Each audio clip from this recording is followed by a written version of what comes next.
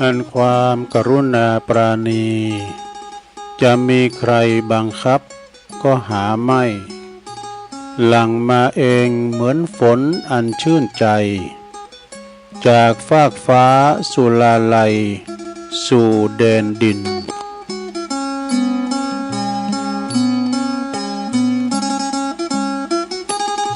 ก็ขอความนอบน้อมแด่พระรัตนตรัยอันมีพระพุทธพระธรรมพระสงฆ์เป็นสรณะที่พึ่งกราบแนบไต่ไหวสาถวายความเคารพมายังครูบาอาจารย์พระมหาเถรานุเถระท่านเจ้าคณะพระสังฆาธิการพระภิกษุสามเณรเจ้าจุโตนจุองค์กูวัดวาอารามพร้อมตึงสำนักติภักสงฆ์ตัวก็ขอเจริญปอนมายังบรรดาปออกไม่ออกศรัทธา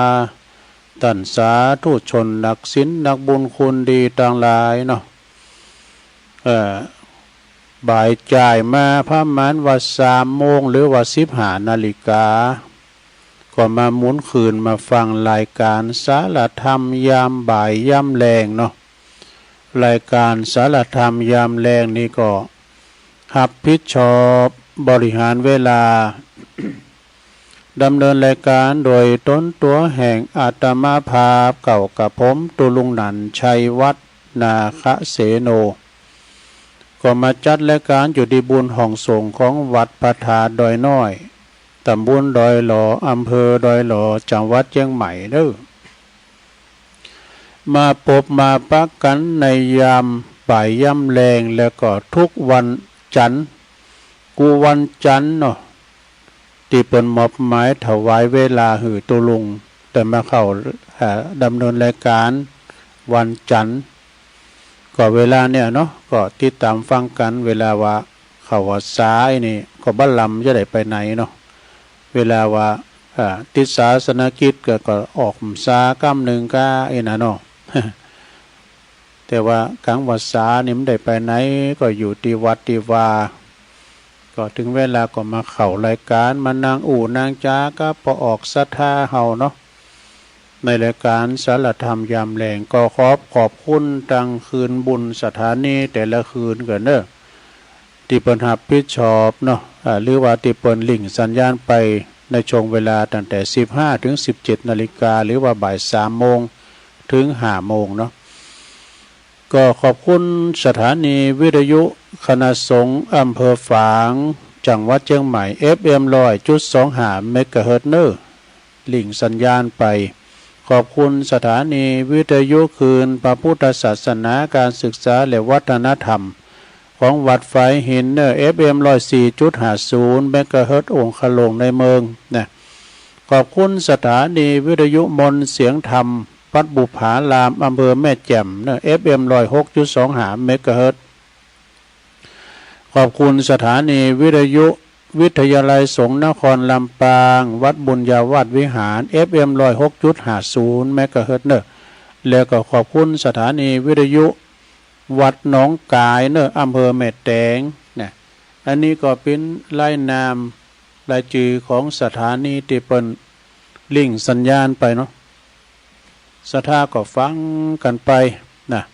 ครูบาอาจารย์กุตุนกุองค์เปิ้นก็มาเข้ารายการนำน้อมนำเอาสิ่งละอันพันละน้อยมานำเสนอให้ศรัทธาได้ฟังกันแต่ในเวลานี้ฝนตกเนอะที่วัดพระธาตุดอยน้อยบุญดอยนี่นะศรัทธามีลุ่มให้หน่อยเนี่ยวะแล้วก็ฝนตกโอ้อันนี้เม็ดใหญ่เนอะอันนี้เม็ดใหญ่มันใจสีเนอะนี่นะก็ถ้าได้เอายาวอยู่ฮะแต่ฝ้ามันห้องนะกันฝ้าห้องนี่ก็เป็นปัญหากับจัดรายการอันนี้ฝุ่นเต่ๆเนอะนี่นะอันนี้เปิ้นพายุอันนี้เปิ้นชื่อว่าน้องฟ้าไอ้กะน้องฟ้าอ่ะแม่นกะมันจะน้องย่างฟ้านะนั่นเป็นชื่อบ้านแม่ท่าบ่ บ้านน้องย่างฟ้าอันนี้น้องฟ้านะเนาะเขาเรียกนี่ก็ถล่มประกำก่อนหน้านี้ก็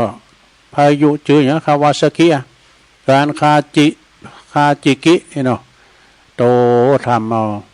น้ำท่วมน้ำนองเนาะเป็นที่ดู เปิ้นที่เปิ้นน้ำโถบน้ำนองเนาะศรัทธาญาโยมทั้งหลายฉะนั้นก็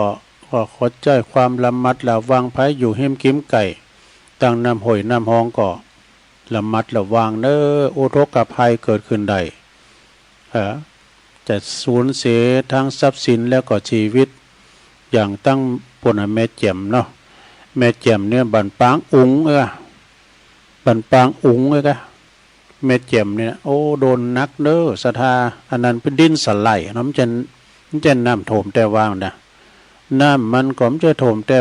ว่าฝนตกสิเอกะมันน้ำเด้อถ้าฝนตกบะเนี่ยมันต้องโกเอาน้ำมันไหลว้ย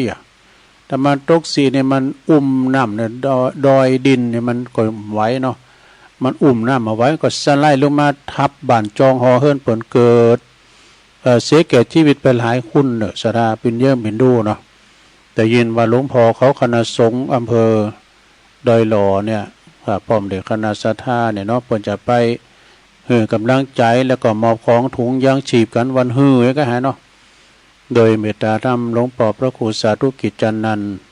แล้วก็พระครูอภิวัฒนวิกรมป้อมเด็กคณะสงฆ์ศรัทธาเปิดจะไปกันที่แม่แจ่มเนาะศรัทธาเอามาปะกันวันนี้นะศรัทธาญาติโยมคุณฟังแต่ก็บาลายก็วันนี้วันที่1นี่ได้วันจันทร์ที่1ของเดือนกันยายน2568เปิดเป็นรุ่นมั้งก็ฮะรุ่นเก่งกำไรปัญญาเสียงจกแต่ตุลุงก็ระอุไปเนาะศรัทธาวันนี้มาพบมาปะกันก็ตรงกับวันจันทร์ที่1ของเดือนเดือนกันยาตุลุงก็ได้น้อมนำเอาพระธรรมเทศนาเน้อธรรมอันนี้ก็คือเป็นธรรมบรรยายของไผ่ของตุอุ้ยเน้อการที่2เนี่ยเรื่องหยังไปดีมีทุนไปดีมีทุนจะเป็นจะใดนะศรัทธาก็ลองฟังว่าเน้อเป็นว่าเหมาะสำหรับการแสดงเนืองในงานทำบุญอุทิศแก่ผู้ที่ตายไปวะนะจะเป็นจะได้ก็ลองฟังว่าเน้อศรัทธาทำกลางฝนตกเนิ่มเดี๋ยวนี้นะฟ้าห้องเป็นกั้มเหมือนกันน่ะฟังไปศรัทธาตั้งบ้านศรัทธาตกเหมือนกันกันเนาะต่างนะโมก่อนศรัทธานะโมตัสสะภะคะวะโตอะระหะโตสัมมาสัมพุทธัสสะนะโมตัสสะภะคะวะโตอะระหะโตสัมมาสัมพุทธัสสะนะโมตัสสะภะคะวะโตอะระหะโตสัมมาสัมพุทธัสสะตะโมตัมมะปรายโนตะโมโชติปรายโนโชติปรายโนโชติตัมมะปรายโนติณโอกาสบัดนี้อาตมาภาพก็จักได้แสดงพระธรรมเทศนาพรรณนาถึงสัตุธรรมคำสอนขององค์สมเด็จพระจินวรสัมมาสัมพุทธเจ้าหนึ่งในงานเนาะชาปนกิจเนาะปนเขียนไว้นะเปิดฉลองศรัทธาเพิ่มพูนกุศลบุญญาราศีประดับสติปัญญาบารมีของตันเจ้าภาพร้อมโดยตั้นสาธุชนผู้เข้ารวมในงานวันนี้ตัวยนะการบำเพ็ญบุญเปิดอุทิศหืบกับผู้ที่เปิ้นลมหายแต่จากไปนี่ต่างพระพุทธศาสนาเปิ้นเรียกว่าทำบุญทักษิณาเด้อทำบุญทักษิณาก็แปลว่าอุทิศบุญกุศลแด่ผู้ที่วายชนไปก็จะเป็นหน้าที่ของญาติผู้ที่อยู่เบื้องหลังเด้อที่จะต้องประพฤติปฏิบัติต่อญาติผู้ที่ลงลับไปแล้วการทำบุญทักษิณานี่ก็เป็นประเพณีที่เจ้าปุถเฮาประพฤติปฏิบัติการสืบสื่อต่อกันมาเนอะเป็นการแสดงออกถึงความหักความอาลัยแล้วก็ความกตัญญูกตเวทิตาต่อผู้ที่ตายไปบุคคลผู้เป็น อยู่นี่เนาะสดาบุคคลผู้ปิ้นอยู่นี่นะหนึ่งเมื่อระลึกนึกถึงผู้ติดตายไว้ชนไปแล้วมีกุลต่อตนอย่างใดแล้วก็ควรอย่างยิ่งตีจะต้องทำบุญอุทิศบุญกุศลไปเหอะเปิดแสดงงานออกถึงความกตัญญูกตเวทีซึ่งก็เป็นคุณธรรมอันดีงามเด้อนะเป็นคุณธรรมอันดีงามเป็นพื้นฐานเป็นมาตรฐานของคุณดีสมดังพุทธภาษิตที่เปิดว่าภูมิเวสาธุลูปันนังกตัญญูกตเวทิตาแปลวามสังแปลเป็นไทยว่าความกตัญญูกตเวทีเป็นพื้นฐานของความเป็นคุณดีนะ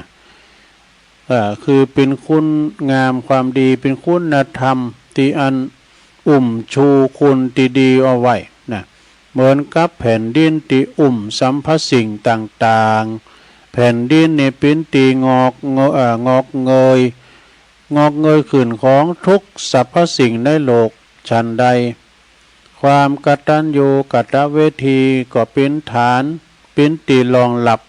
เป็นตีงอกเงยขึ้นแห่งคุณงามความดีอย่างอื่นเช่นกันนะหากว่าขาดความกตัญญูกตเวทิตาแล้วความดีอย่างอื่นเนี่ยก็หามีไม่นะถ้าว่าอักตัญญูขาดคุณงามความดีกตัญญูนะความดีอย่างอื่นก็หามีไม่นะฉะนั้นแล้วตันทั้งหลายจึงกล่าวไว้ว่านิมิตตังสาธุลูปานังกตัญญูกตเวทิตานี่ก็แปลความว่าความกตัญญูกตเวทีนะเป็นเครื่องหมายของความเป็นคุณดีนะเป็นยี่ห้อเนาะรถมันมียี่ห้อคุณนี่ก็คือกตัญญูนะถ้าบุคคลใดปราศจากความกตัญญูกตเวทีแล้วนะโอ้ผู้นั้นย่อมได้ชื่อว่าเป็นคุณดีบัดนี้เนี่ยเป็นคุณอกตัญญูบ่ควรคบหาสมาคมตัวแล้วก็เป็นว่าไม่เต้าของคุณเฒ่าเป็นว่าไม่เต้าของคุณแก่ยังมีประโยชน์มากกว่าคุณอกตัญญูเนี่ยไม้เท้ายังดีกว่าลูกเต้าลืมคุณนี่นะเนาะเพราะว่าไม้เต้านี่ยังใจกำยันกายของเฮาเวลาส่วนเซจะหกล้มจัดตาวก็ไม่เต้าตะไว้นะใจป้องกันสัตว์ไล่ต่างๆได้นะหมามันเห่าก้ามจะกันไว้ได้ส่วนคุณอกตัญญูนั่นนะมีแต่จะเบียดเบนให้ได้รับความเดือดร้อนฝ่ายเดียวเนาะทุกชีวิตนั้นก็มีความตายเป็นที่สุดเด้อศรัทธาญาติโยมทั้งหลายบ่ว่าจะเป็นเด็กน้อยเด็กขาหรือว่าผู้ใหญ่บ่ว่าไม่ยิงหรือว่าปอดใจยาจกวานาผีโพคุณขอหรือว่าเศรษฐีผู้ดีภัยล้วนตายโดยการทางนั้นว่ามีภัยจะหลีกพ้นไปได้แล้วก็เมื่อความตายเนี่ยนะเมื่อว่าเราตายไปแล้วเนี่ยก็จะเอาทรัพย์สมบัติสิ่งของทรัพย์สินสลิงคานกุสิ่งกูอย่างเอาไปตัวตึงบ่ได้มาเกิดมาโตเปล่าก็ไปโตเปล่ามีเพียงจือเสียงเกียรติยศคุณงามความดีแต่เด้อตีตนทำไว้แล้วเท่านั้นที่จะเหลือไว้ในเมืองคุณที่จะปรากฏอยู่หือคุณประจักษ์จะกล่าวถึงนะมีพุทธภาษิตเป็นกล่าวรับรองไว้ว่ารูปังจิรติมัจจานังรูปร่างกายของสัตว์ทั้งหลายยอมเสื่อมสลายไปนามโคตตังนจิรติแต่จือเสียงและก็วงตระกูลหาเสื่อมสลายไปไม่ ดังที่ท่านกล่าวไว้ฉันคำฉันสักฤตกฤษณาสอนน้องว่าอันนี้เป็นคำก่อนตุลุงเคยว่าบ่อยๆเนาะเปิ้นว่าพฤกษภกาสอน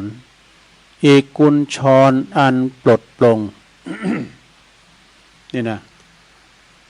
โททนเสน่งคงสำคัญหมายในกายมีนรชาติวางวายมาลายสิ้นทั้งอินทรีย์สถิตทั่วแต่ชั่วดีประดับไว้ในโลกานี่ความดีก็ปรากฏเกียรติยศก็ลือชาความชั่วก็นินทาทุรยศ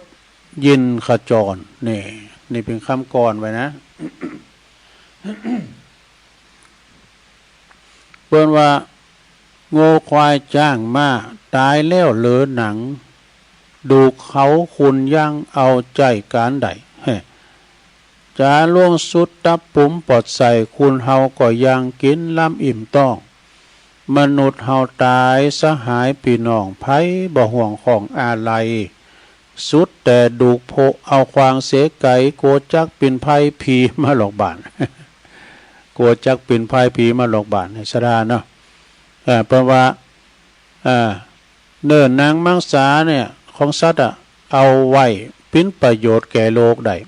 แต่มนุษย์คุณเฮาตายไปแล้วร่างกายก็บ่มี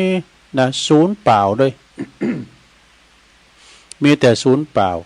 หาสาระประโยชนะบ่ได้แล้วก็จะมีแต่คุณงามความดีเนอะแล้วก็ความดีแล้วก็ความชั่วเราอ่านเนอะที่จะฝากไว้คือคุณกล่าวขานหากว่าหากแม่นทำความดีเอาไว้ก็คุณก็เพื่อจะกล่าวซักเสริญเถิดทูลสร้างอนุสาวรีย์ไว้เนี่ยเนาะเป็นอนุสรณ์สดุดีแต่ถ้าหากว่าทำความชั่วไว้เอาไว้แล้วคุณที่บนตายไปแล้วเนี่ยเพื่อก็จะมีแต่คุณสาบแช่งว่ะนะนินทาเราหนาจ้าขวัญหือ คือเสริมเสียจือเสียงแล้วก็วงตระกูลด้วยว่ะดูเนี่ยตามหลักแห่งพระพุทธศาสนาในตันจำแนกบุคคลไว้4จำพวกทำแล้วจำแนกว่า4จำพวกนี่มีอย่างล่ำเลอเนี่ยมัน1ตามโมตัมมะปรายโนเนี่ยคุณเฮาในพวกนึงนี่เกิดมาแล้วมืดมาดอกแล้วก็มืดไปว่ะ2ตามโมโชติปรายโนพวกที่มืดมาแล้วก็สว่างไปแจ้งไปเด้อเนาะมืดมาแล้วก็แจ้งไป3โชติปรายโนพวกที่สว่างมาแล้วก็สว่างไปเนี่ย4สุดท้ายโชติตมะปรายโนพวกที่สว่างมาแล้วก็มืดไป มันพิจารณาลองอธิบายข้อที่1จำพวกที่1คือมืดมาแล้วก็มืดไปนั้นก็เป็นอย่างใดบางคุณนี่เกิดมาแล้วเนาะแต่อัตภาพมาเกิดเป็นคุณแล้วเป็นบุญแล้วนะมีกรรมติดโตมาแต่ตั้งแต่เกิดส่งผลให้ตกหลักกรรมลำบากนะในการหาเลี้ยงชีพอดมื้อกินมื้อการ่างกายก็ผสมประกอบพิกลพิการเกิดมาแล้วชีวิตเหมือนกับถูกสาปแช่งให้มาเกิดเนี่ย ก็ต้องประวัติต้องคอยขอทานจากผู้อื่นเช่นนี้เจอว่ามืดมาล่ะคือเกิดมาอัตภาพขัดสนอัตขัดขัดสนลำบากทั้งกายลำบากทั้งใจวะเมื่อเกิดมาแล้วก็ยังเป็นผู้ประมาทหลงไหลในอบายามุขหาเลี้ยงชีพโดยมิจฉาชีพบับฟักไฟในการทำคุณงามความดีแทนที่จะคิดว่าการที่เขาเกิดมาต้องลำบากตกหลักกรรมลำบากอย่างนี้นะบัดนี้เพราะว่าเฮาเนี่ยบ่ใส่ใจในการทำคุณงามความดีเอาไว้สร้างแต่กรรมบ่ดีทำแต่กรรมบ่ดีในการละก่อนมานี่ผลกรรมนั้นก็จึงตามมาสนองต้องทุกข์ยากลำบากเช่นนี้แล้วก็จะพยายามเนาะทำแต่ความดีแก้ไขกับบาอันนี่กับทำแต่บาปอกุศลเอาบาปติดโตไปแถมอย่างเช่นนี้เปิ้นชื่อว่ามืดมา แล้วก็มืดไปเนี่ยพวกที่สองแล้วจำพวกที่สองนั่นก็คือพวกที่มืดมาแล้วก็สว่างไปก็ได้แก่คนที่เปิ้นเกิดมาแล้วเนี่ยซะนะเปิ้นเกิดมาแล้วนะเกิดมาบ่คือมาเกิดมาบ่ดีสักต่อใดได้รับแต่ความทุกข์ยากลำบากในการหาเลี้ยงชีพกับฮู้สึกโตได้ว่าเฮาเป็นเช่นนี้มันนั้นมันก็เพราะว่าเฮาเนี่ยผลของกรรมเนอะผลของกรรมชั่วที่มันติดตัวเฮามาได้ทำแล้วในการก่อนเฮาทำกรรมไว้ในการก่อนอย่ากันนั่นเลยไอ้ดอกเฮาพึงพยายามทำแต่คุณงามความดีเอาไว้นี่โดยการหาเลี้ยงชีพในทางที่ชอบประกอบแต่กรรมดีงามทำทานรักษาศีลเจริญเมตตาภาวนาเอาไว้ตามแต่โอกาสอำนวยขยันในการทำมาหากินเลี้ยงชีพจนสามารถสร้างฐานะความเป็นอยู่ดีมีจิตใจของตนนี่ก็สูงขึ้นได้บุคคลพวกนี้เปิ้นก็มีบ่น้อยที่ปรากฏในสังคมนะที่เกิดมาแล้วตระกูลตกต่ำต้อยแล้วก็สามารถพลิกผันตัวเองเนี่ยมาเหื่อมเป็นความเจริญก้าวหน้าได้มีความเจริญก้าวหน้าเป็นตียอมรับนับถือของสังคมทั่วไปบุคคลเช่นนี้เปิ้นเรียกว่ามืดมาแล้วก็สว่างไปมืดมาแล้วก็แจ้งไปเนาะต้นคดแต่ปลายตรงอันนี้ดีได้นะ เป็นข้อที่สองต่อไปเป็นข้อที่สามว่าจำพวกที่สามคือพวกที่เปิ้นสว่างมาแล้วก็มืดไปนี่ก็คือสว่างมาแล้วก็มืดไปคือคุณบางคนในเกิดมาในตระกูลดีๆแล้วก็มีความสุขสบายบ่เดือดร้อนห้อนใจมจังในการหาเลี้ยงชีพมีรูปร่างอวัยวะครบบริบูรณ์แต่กับว่าเป็นผู้ที่ประมาทเด้อบ่จวนบ่ขวนขวายในการทำคุณงามความดีมัวมุงแต่หาความสุขสำราญใส่ตนเองก่อกรรมก่อบาปอกุศลกรรมต่างๆเลี้ยงชีพโดยอาการไม่ชอบนะเพิกเฉยต่อการหืดตารักษาศีลแล้วก็เจริญเมตตาภาวนาแต่ทำแต่สิ่งที่ก่อหือจิตใจกระด่างกระเดืองหยาบจ้านะเมื่อว่าสิ้นชีวิตไปแล้วก็ยอมไปเข้าถึงอบายภูมิคือนรกเปรตอสุรกายแล้วก็สัตตลิสารเป็นต้นบุคคลเช่นนี้เปิ้นเรียกว่าสว่างมาแล้วก็มืดไปเนี่ยมาดีแต่ไปบ่ค่อยดี เป็นชีวิตที่ขาดทุนเปล่าประโยชน์ศูนย์โยเนอะ ต่อไปบุคคลที่สี่เนอะจำพวกที่สี่ก็คือจำพวกที่ได้ชื่อว่าสว่างมาแล้วก็สว่างไปแจ้งมาแจ้งไปเนาะคือคนบางคนเกิดมาในตระกูลดีๆมีความสุขบริบูรณ์ทุกสิ่งทุกอย่างโดยผลแห่งกรรมที่ตนได้กระทำไว้แล้วในการก่อนเนาะก็มาแล้วก็ได้อาศัยความมีพร้อมทุกสิ่งทุกอย่างของตนนี่นะแล้วมาสร้างคุณงามความดีต่อแถมสร้างบุญใหม่สร้างบุญเก่าเนาะบำเพ็ญกุศลหื่นมาขึ้นบ่มีความประมาทในการดำเนินชีวิตบุคคลเช่นนี้ก็ชื่อว่าสว่างมาแล้วก็สว่างไปนี่ชีวิตที่เกิดมาแล้วจะเกิดมามืดหรือว่าจะเกิดมาสว่างก็ตามสำคัญจะมืดมาหรือว่าสว่างไปก็บัดใจเป็นสิ่งที่ใส่ใจเนอะตอนไปต่างหากนะที่เฮาสำคัญนะ เฮาก็จะต้องสว่างไปเนาะสว่างไปบ่ใจว่ามืดไป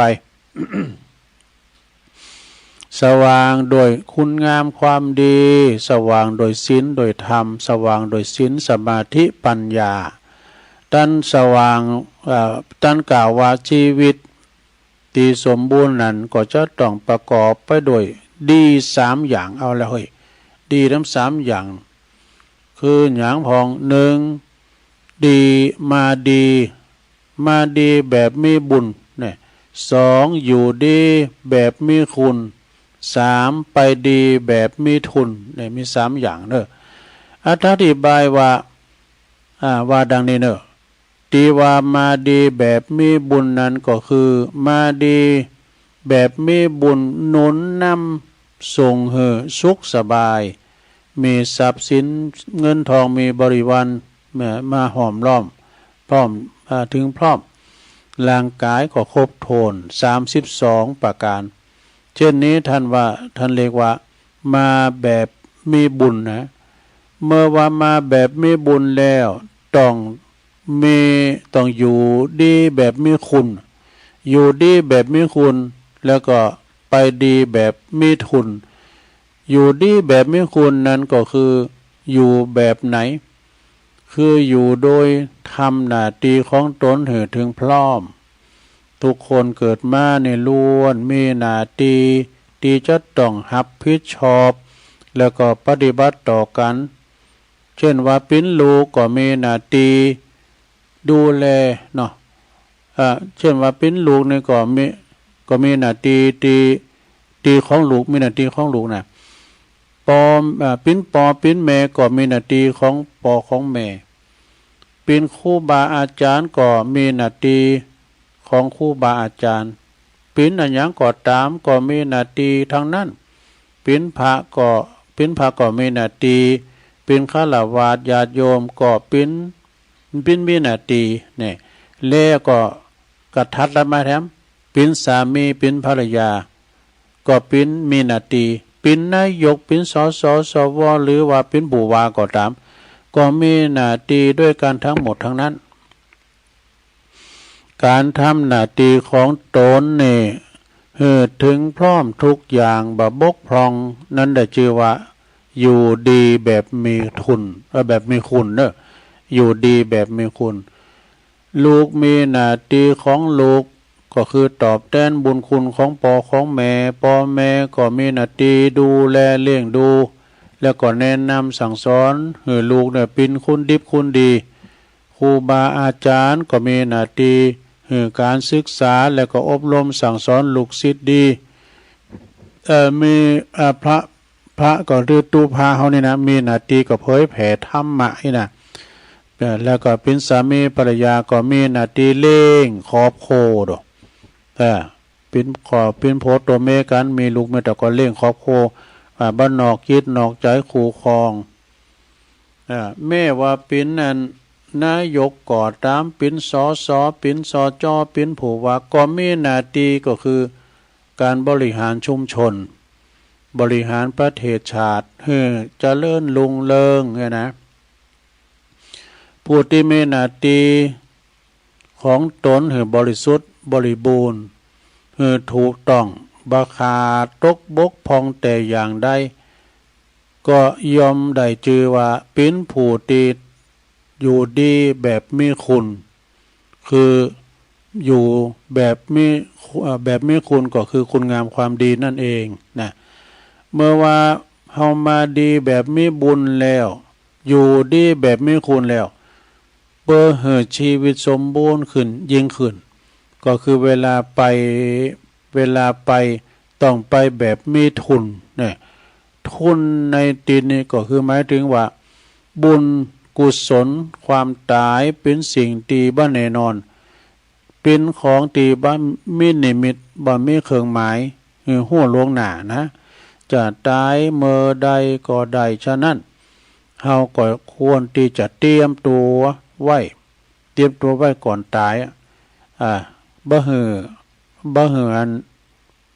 ก็คือหมายความว่าหือถึงพร้อมก่อนมีควา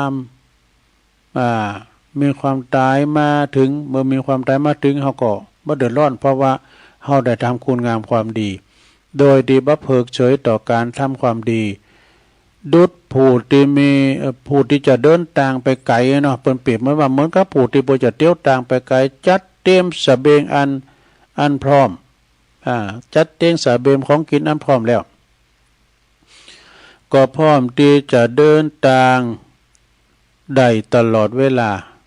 บัพภาวะภวังบัพภาวะภวงกับสิ่งอันใดสิ่งใดสิ่งหนึ่งอีกในการเดียว่าไปสู่ปรโลกไปหนานี้เปรียบเมื่อเพราะว่าเปรียบได้กับการเดินทางไกลเนี่ยเขาจะเดินทางไปสู่โลกหน้านี้เขาจะเดินทางไกลนะเพราะว่านะต้องเตรียมเสบียงไว้ให้พร้อมเสบียงนั้นในที่นี้ก็คือบุญกุศลนั่นเองนะในการที่ว่าเราจะหืดทานรักษาศีลแล้วก็เจริญเมตตาภาวนาเป็นต้นผู้ที่ยังบุญกุศลถึงพร้อมแล้วเนาะเมื่อว่าลงรับขันไปสู่ปรโลกไปหน้ายอมได้ชื่อว่าไปดีแบบมีทุนเนอะไปดีแบบมีทุนการทั้งหลายชีวิตของสัมพสัตว์นี่ยอมไหลเลือนเคือนไปสู่ปากทางแห่งความตายโดยเสมอภากันบ่มีภัยหลอดป่นไปได้ดังที่เฮาได้มาประจักษ์โดยตนเองแล้ววันนี้เนาะโดยมีผู้ที่เพิ่นตายไปเป็นทิฏฐนูคตินี่นะฉะนั้นนี่พึงรีบขวนขวายทำหน้าที่ของตนหมั่นสร้างบุญสร้างกุศลไว้ให้หนักคนที่จะดีจะชวนในคนที่จะดีจะชวนนั้นหาใจอยู่ที่ติดชาติกำเนิดต้นตระกูลไม่แต่คนที่จะดีหรือจะเลวนั้นมันอยู่ที่การกระทำเนอะกรรมเท่านั้นที่จะจำแนกสัตว์หือดีหรือเลวสัตว์โลกทางหลายนี่ก็ยอมเป็นไปยอมไปอันเป็นไปตามกรรมของแต่ละคนแต่ละตนนี่นะกำเนิดของคุณนั้นบ่สำคัญก็ที่เกิดมาแล้วนี่จะทำคุณงามความดีหนักน้อยแค่ไหนเท่านั้นเองนะจะสว่างมาหรือว่าจะมืดไปก็ตามแต่ตอนที่จะไปนั้นคือแจ้งไปนั่นคือสว่างไปเนาะเกิดมาจะมีบุญหรือจะบ่มีหรือบ่มีบ่สำคัญแต่เกิดมาแล้วเฮาก็จะต้องทำคุณงามความดีทำคุณแล้วก็ต้องทำแบบมีทุนด้วยแบบมีทุนให้หนักที่สุดการทำบุญทำความดีนั้นก็พึงทำบ่อยๆแม้ว่าจะเป็นความเล็กๆน้อยๆความดีเล็กๆน้อยๆหากว่าเฮาทำบ่อยๆนะเฮาทำเจอบุญนั้นก็จะมาขึ้นมาเลยดุจภาชนะเปล่าปิดเปิดหงายเนาะเปิดหงายในทำกลางแจ้งในกลางแจ้งเมื่อว่าฝนตกลงมาตัวน้อยก็ยังติ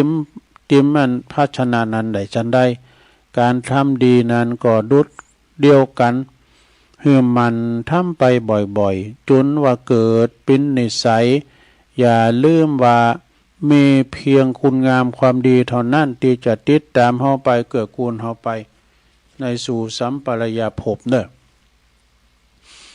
ขอจวยเหลือกันอย่าเฮาจะมีความสุขในทั้งโลกนี้แล้วก็โลกหน้านี่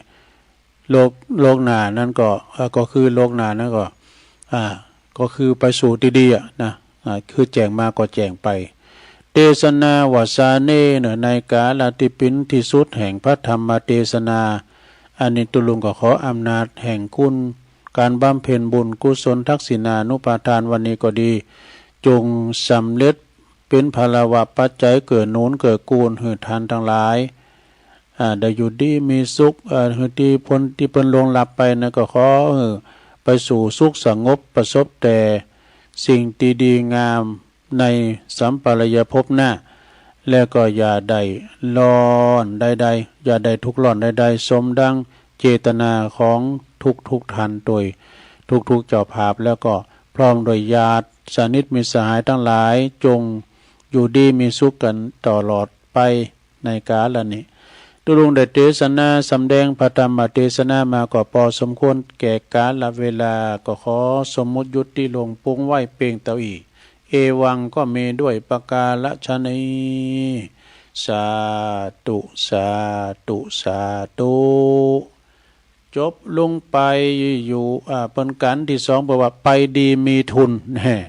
ทำตุอุ้ยเนอะหลวงปู่บุญปันปุญญธรรมโมวัดแม่ปวงดอยสะเก็ดเอามาตีซ้ำเพราะว่ามันเป็นเนื้อธรรมที่ดีมากๆเนื้อสถาเขาฟังแล้วก็โอ้ไปดีมีทุนบางพองก็แจงมาก็แจงไปบางพองก็แจงมาก็มืดไปบางพองก็มืดมาก็มืดไปเนี่ยเพื่อนอธิบายเป็นอย่าง ก็ต้องขออนุโมทนาเด้อกับธรรมดีๆของตุอุ้ยเขาเนาะเอาปอนนี่ก่อนเด้อเอาปอนตุอุ้ยก่อนเด้อเอาปอนกันตึงลงตึงไหลเอาปอนทำไว้ก่อนเนาะสัพพิติโยวิวัจจันตุสัพพะโลโกวินาศตุมาเตภวัตวันตรายโยสุขีติคายุโกภวะอภิวาทนาสีลิสานิจังวุธาปจายโนจัตตาโลธรรมาวัฏันติอายุวันโนสุขังปะลังเอาแล้วจบลงไปต่อไปอย่าให้ประตูนี่จะลุงจะเอาวันอาหารกายอาหารใจมาเล่าสู่จูกันฟังกันเนอะ อาหารกายอาหารใจเป็นอย่างนี้นะลองฟังพอกันเนอะอาหารกายเขากินข้าววัน2 ขับ3 ขับอาหารใจก่อนนำทำกรรมสอนเนี่ยเนอะสดาเนาะองค์พระสัมมาสัมพุทธเจ้าเป็นว่าตรัสไว้ว่า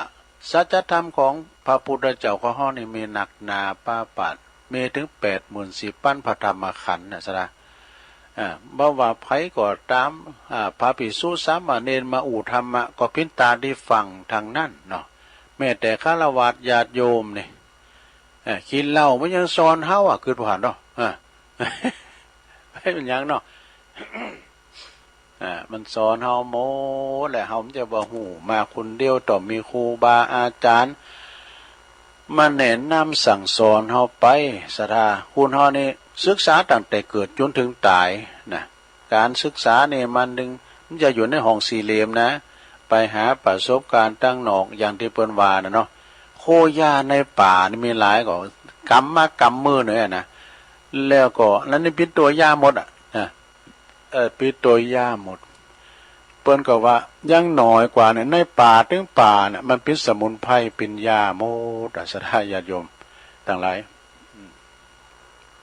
ยุกยาเวชภัณฑ์ต่างๆก็รักษาบำบัดความเจ็บป่วยเมื่อยไข้คนเฮามีโรคภัยไข้เจ็บเหมือนกันโมดศรัทธาบางคนในปวดโอ้ยเตียวได้ดุมๆนะไผหูกับไผนะซับเตอก็เป็นโรคอันนั้นเป็นโรคอันนี้นะมาแทรกซ้อนอันนี้มันบะออกตั้งนอกนะแต่ว่าเปิ้นออกตั้งนอกก็มีนะเจ็บป่วยเมื่อยไข้ต้องปึงหมอปึงยาไปนะจะไปมันลุกลามไปหนักเด้อต้องไปมันไปตรวจสุขภาพปีไหนตื่นนึงก็ยังดีนะเนาะหมอก็จะได้จัดแพทย์จัดหมอจัดยกจัดยาหือเฮานะเพราะว่าอย่างรถเนี่ยปัญญาเอาเข้าอู่เนาะไปซ่อมคุณเฮาก็ซ่อมเหมือนกันนะเนาะรถยังมีการซ่อม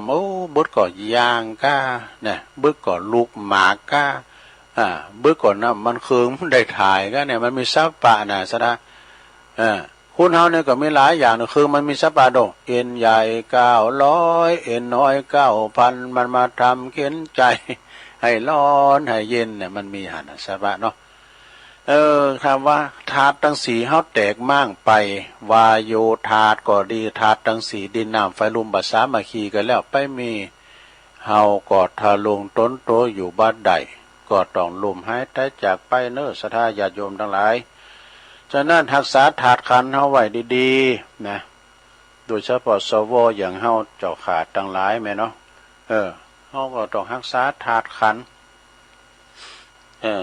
จะไปเสียมันไปตกไปดาว การเฮาอามาพึกษ์อามาพาดช่วยเหลือตัวเก่าได้มันจะกลายตัวเก่านะแล้วก็กันไผจุ่มไผสามก็จะบ่มนอกบ่มนใจเนาะนะเวลาว่าเฮาอยู่ดีกินได้นะช่วยเหลือตัวเก่าได้บ้านใดเป็นภาระของไผก็มนอกมนใจเนาะซะดาเนาะฉะนั้นก็ไผที่เปิ้นได้ติดตั้งติดเตือนแล้วก็เป็นหยังนะก็คือว่าเฮาก็อยู่ไปตามบุญเฮาไป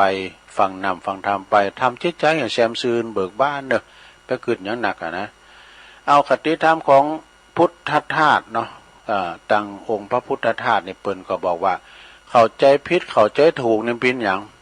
ความสบายเลิกได้นะอันนี้เข้าใจผิดนะความสบายเลิกได้เปิ้นว่าเข้าใจผิดว่าความสบายเลือกได้ที่ถูกนั่นก็คือเฮาเกิดมาแล้วก็ทุกข์แล้วเนี่ยมันเลิกบ่ได้บ่มีไผสบายไปตลอดชาติ มันจะมีทุกข์มีสุขพองเหมือนกับโลกธรรมน่ะทั้ง8มี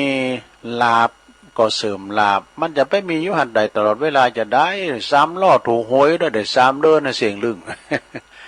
ยามมื้อมีก็เก็บใจบริหารการเงินนี่สำคัญนะสะท่านน่ะ ไผที่บริหารการเงินดีก็ดีแต่ว่ากินหายใจอวยเนาะกินแอลลินบาแก้วให้โลแล้วก็แล้วกันเด้อเนาะต้องวางแผนสตั้งดีๆเงินคำเกี่ยวในการเหิมไล่ไข่ย่อมจะได้มันมาง่ายๆกันฟลุกนี่นะกันฟลุกเอาตัว12 ล้านนี่นะเนาะอันนี้ฟลุกหรอกแต่ว่าเอาบกดินสินต่อเนาะเอาบาเขาตุ๊บเขาป่อน่ะโอ้มันจะว่าของง่ายๆบางคนเนี่ยเหยย่อยเหยยังนะเนาะวันคำได้300ค่าแรงงานขั้นต่ำออกการออกงานแล้วไปบ่าเขาใส่ล้านตองใส่ไปน่ะเสียงไป100เหลือ200ไปทำหน่อยไปจ่ายการซื้อจีนมะลาบ่ะเนี่ยเสียง100เหลือ100เดียวสุมาเด้อเนี่ยนะซะนะเกิดมาก็ทุกข์แล้วมันเลิกบ่ได้บ่มีไผสบายไปตลอดจาดมีทุกข์ก็มีสุขมีลาภเสริมลาภมีสรรเสริญมีนินทามียศก็เสริมยศนี่นะซะนะแถมกรรมหนึ่งเปิ้นว่าเข้าสิ่งของเฮานี่นะตนตัวของเฮาต้องยึดไว้รักษาไว้นี่ที่ถูกนั่นก็คือบ่มีอันหยังหรือว่าไผที่จะต้องยึดที่จะต้องยึดนะต้องรักษาทุกอย่างบัจจัยของเฮานะเป็นอนิจจังทุกขังอนัตตาไม่ใช่ตัวตน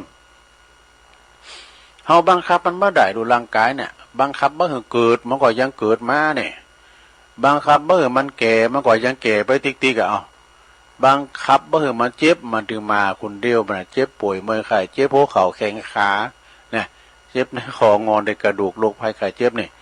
บ่ให้มันตายมันยังตายว่ะอนิจจังทุกขังอนัตตาความไม่ใช่ตัวตนเนาะบ่แน่นอนอนิจจังทุกสิ่งทุกอย่างบ่เที่ยงแท้แน่นอนนะเป็นของที่ว่าเฮาสมมุติกันขึ้นมาสมมุติว่าเฮาเป็นรูปร่างลักษณะดำลงธาตุขันธ์อยู่ได้เพราะธาตุทั้ง4ดินน้ำไฟลมเอาไปพอเปิ้นเสศพครูบาอาจารย์ศพตุเจ้า ศพตุเจ้านี่เปิ้นปริศนาธรรมนะโยมนะเปิ้นจะเอาไปตั้งไว้แปลงฐานภาษาที่เปิ้นปิ้นมหาเถรแล้วก็มีนกหัสดีลิงเนี่ยนกหัสดีลิงนี่นะมันเป็นนกที่มีพลังจ้างไผเต่ากับจ้างหาเจอก่อนนะเต่ากับจ้างหาเจอ6เจอบ่ดูมกหา6ตัวนี่ก็นะนกหัสดีลิงตามครูปอครูอ้วนบ่ว่าก็ว่าไผเนี่ยว่าสุมาเนี่ยอันบินอยู่บนอากาศบนนกตัวนี้นะนกตัวนี้ตัวใหญ่สะดามมันบินอยู่บนอากาศเวหาบนมันไปหันจ้างไหมมันแมงอย่างนี้น่ะเตียวหันดุ่มๆไว้น่ะอาจจะไปลื่นก็ร้อยว่ะบินโศบลูกมาก็ลื่นเข้าไปได้ตึกให้โหตึกที่คอก็เลยกลายเป็นนกหัสดีลิงโตเป็นนกโหเป็นจ้างนี่นกหัสดีลิงในเป็นนกที่มีบุญว่าเพิ่นว่าน่ะซะนะตีได้เอาตนเอาตัวลองหลับสรีระลางของครูบาเจ้านอนอยู่หลังจ้างหลังนกหัสดีลิงนะเปิ้นจะนิยมกันเด้อเวลาครูบาอาจารย์ต่างภาคเหนือล้านนาว เวลาลุ่มหายละสังขารไป เปิ้นก็จะแปลงนกฮัสดิลิงนะอันสลาที่เปิ้นแปลงนกฮัสดิลิงเนี่ยมันจะวันมกวันสองวันเป็นเดินเนอะซะนะเนาะเอาเปิ้นแปลงเปิ้นต่างลักต่างฐานแปลงต่างแต่ฐานขึ้นไปตั้งปืนน่าจะเป็นโลกันแล้วก็เปิ้นจะเอาผ่าขาวลบตั้งหลุมตั้งบุญก็จะมีผ่ากลางเรียกว่าผ่าพิดานคำไหมนะเปิ้นบอกว่าเป็นปริศนาธรรมว่าบังเหิมันหอดถึงจันอินจันพรม16จันฟ้า15จันดินว่ะแล้วก็เสาไม้นั่นนะ4เสาเปิ้นเปรียบเหมือนถาด4เฮาน่ะดินน้ำไฟลมอันนี้เป็นปริศนาธรรมจ้างนั้นก็มันจะมีนกนะมันจะเลี้ยวไปเลี้ยวมาโม่นงงแผบหูแผบตาได้นะอย่างทุลุงเคยวานเนาะโอ้ยก็มันยังมาโม่นงงโม่นงามบางทีก็พุยเขาถอก็มีนะถึงที่งานแต่ยังเน้มสิงโอ้ไปพรนานแล้วนะไปพอเป็นว่ายุบเหล่ายุบต้องใจถึงมันแต่มันหนาวตายไม่ไปยุบเพื่อนออฟย้อว่านั่นมันต้องใจให้คุณนะโยมต้องใจคุณนะจักใส่จักขวามันจากตัวนั้นเนี่ยมันเลี้ยวไปเลี้ยวมาได้พับหูพับตาโมนงงได้โลสะดาเนี่ยเปิ้นจางแปลงน่ะเป็นปริศนาเนาะปริศนาธรรมและบางพองก็ว่านกต้นนี่นะมันจะถูกเนอะเปิ้นแปลงนะเปิ้นแปลงปูจาถาดขันแบบเป็นสินธรรมปูจาสินธรรมกรรมฐานครูบาบางตัวนี่เป็น400,000 500,000บนนรกเนอะบางตัวน่ะเป็น400,000 500,000พองก็ว่าโอ้ยไปเผาเงินเผาคำการเกิดอันก็ไปอย่างหนึ่งก่อนแล้วมาเกิดพอครูบาเหรอเปิ้นอยู่เฮาตัวแต่น้อยเนาะแต่เป็นสามเณรจนว่าเสียงบุญ เสียงบุญคำผ่าเหลืองเลยว่าอยู่จนยาวว่าชีวังนะก็ยามมาเกิดยามมหอเปิ้นเกิดเปิ้นสร้างบ่โตวัดตึงวัดเนี่ยแต่ละรุ่นบุกเบิกเสียงบ่กี่ร้อยล้านเนาะเกิดพอกะ ตายเนี่ยมันตื่นเดียวนะซะได้แต่ไปจำนิติเตีนบ่เนาะเผาสะตั้งได้ยินมาลายล่แล้วนะอันนี้เปิ้นเรียกว่าปูจาศีลธรรมกรรมฐานครูบาเนาะครูบาเจ้าเนี่ยเปิ้นเกิดแปลงวัดแปลงว่าบางทีก็แจกทุนให้ละอ่อนการศึกษาเป็นแกนนำสร้างเมนสร้างเย้าหลายอย่างเน้อสถาเน้อไปจำจี้ฮีวาเปิ้นนะวันนี้ จะได้ญาติโยมทั้งหลายเอานี่มาวามกันกันเด้อ อันนี้เป็นปริศนาธรรมเหมือนกันนะ เพราะว่าไม่ตุ่นเดียวกันเนี่ยนะไม่ตุ่นเดียวกันเนี่ยตอนหนึ่งเปิ้นเอาไปแกะสลักเป็นพระพุทธรูปแล้วทั้งตอนหนึ่งเปิ้นเอาแปลงไม้กระดานไม้กระดานปิ้นที่เหยียบที่ยำเนาะไม้กระดานเนี่ยนะไม้กระดานก็รู้สึกว่าบ่ป้ออกบ่ป้อใจเนอเฮาต่างก็ปิ้นไม้ที่มาจากตอนเดียวกันแล้วทำไมคนอื่นถึงมาเหยียบยำชั้นอย่างเปิ้นขึ้นไปกราบเธอล่ะนี่นะ ไม่ตอนนี้นะตอนเดียวกันน่ะแต่เปิ้นเต็ดกึ่งนี่เนาะตอนหนึ่งในเปิ้นเอาไปแกะสลักปิ้นพระพุทธรูปปิ้นที่กราบที่ไหว้ที่สานะแล้วทำตอนหนึ่งเปิ้นเอาแปลงไม้กระดานเนาะ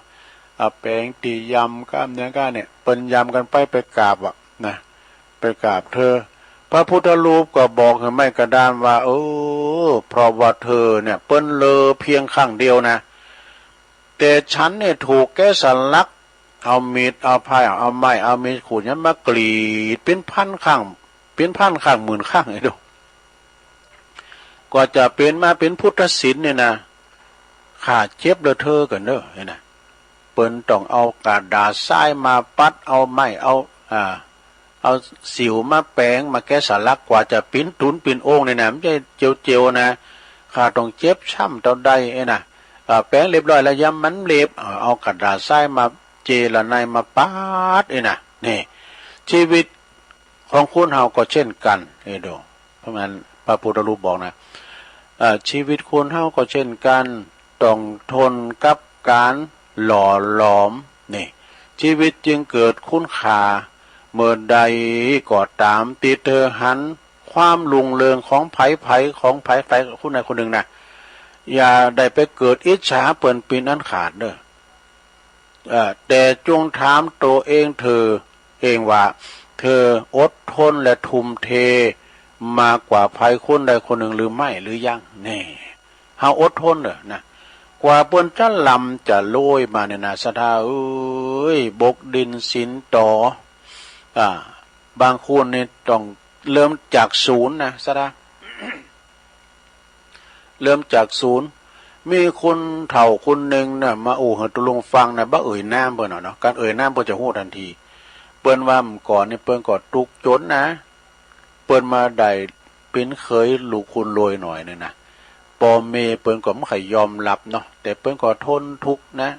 รับจ้างอ่างบายไปทำไห้ทำโซนรับจ้างไปแล้วเปิ้นก็ได้เงินมาก่อนหนึ่งเปิ้นก็ไปซื้อตีซื้อหุนว่ะกอยทำกอยหามา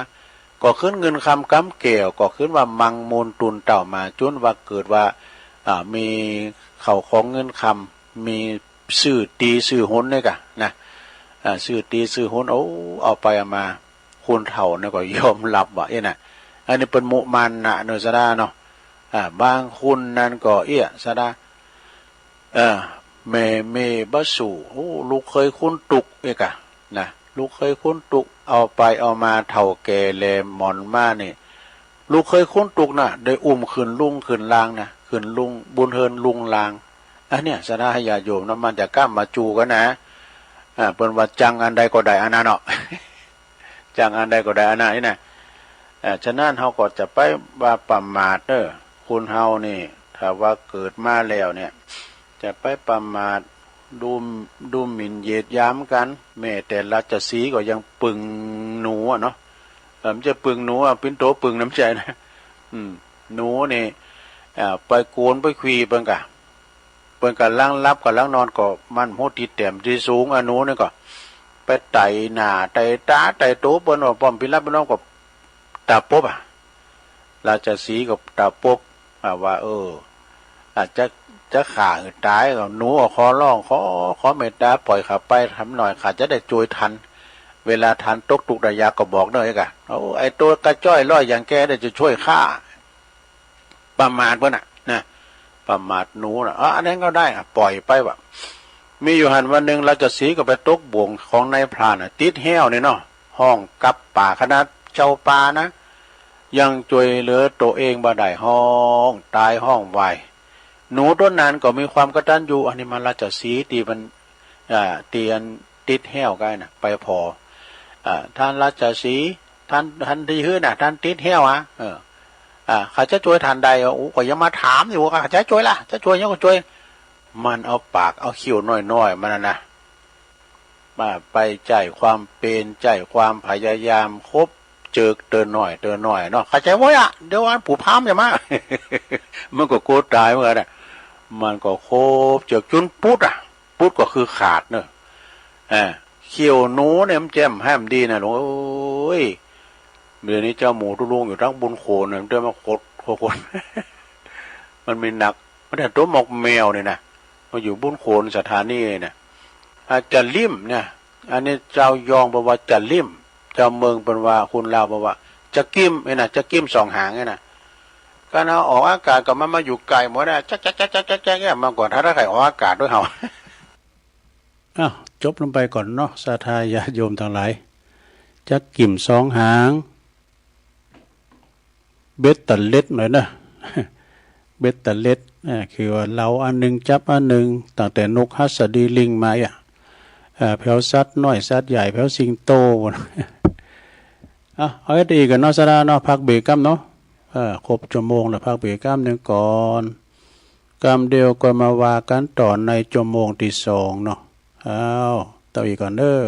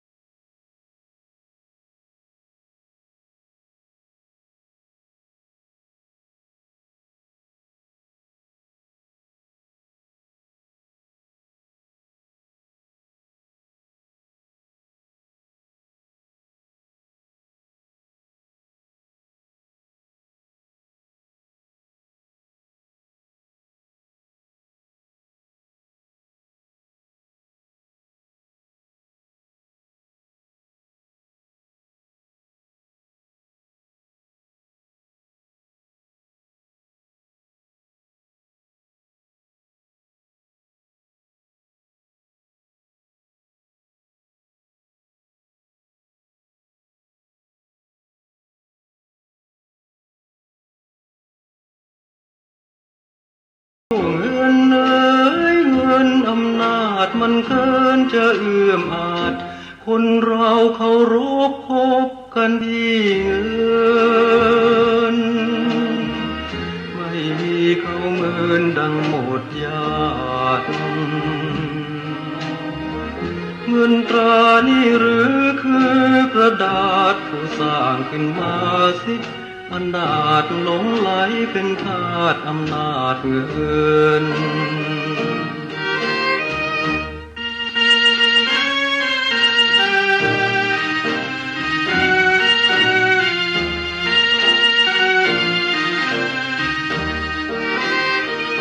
มีเงินเดินซื้อ